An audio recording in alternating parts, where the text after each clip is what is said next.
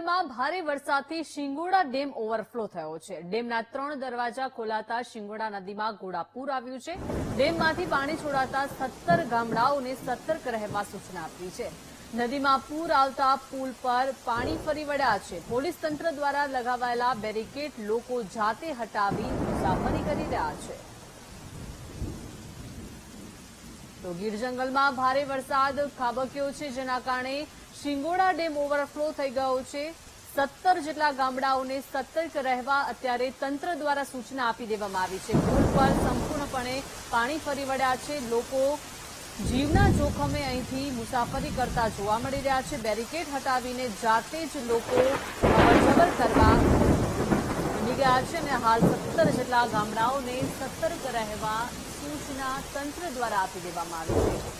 તો ગીર જંગલમાં ભારે વરસાદ વરસી રહ્યો છે અને ભારે વરસાદથી શિંગોડા ડેમ ઓવરફ્લો થઈ ગયો છે। શિંગોડા ડેમમાં ભરપૂર પાણીની આવક થઈ ગઈ છે અને શિંગોડા નદીમાં પણ ઘોડાપૂર આવ્યું છે। 17 ગામડાઓને અત્યારે સતર્ક રહેવા સૂચના તંત્ર દ્વારા આપવામાં આવી છે। પુલ પર વરસાદી પાણી ફરી વળ્યા છે। વધુ માહિતી સાથે સંવાદદાતા રોહિત જોડાઈ ગયા છે। રોહિત, ગીર જંગલમાં ભારે વરસાદ વરસી રહ્યો છે, જેના કારણે શિંગોડા ડેમ ઓવરફ્લો થઈ ગયો છે। 17 ગામડાઓને સતર્ક રહેવા સૂચના, કેવી સ્થિતિ અત્યારે ત્યાં?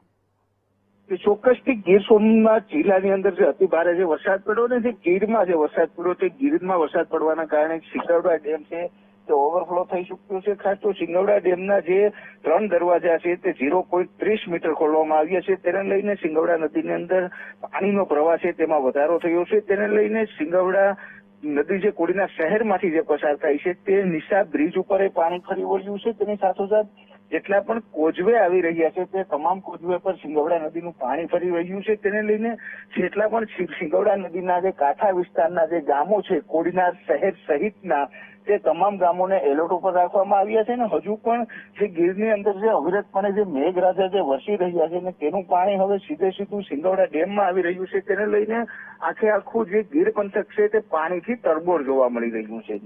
જી આભાર રોહિત, વિગત આપવા બદલ।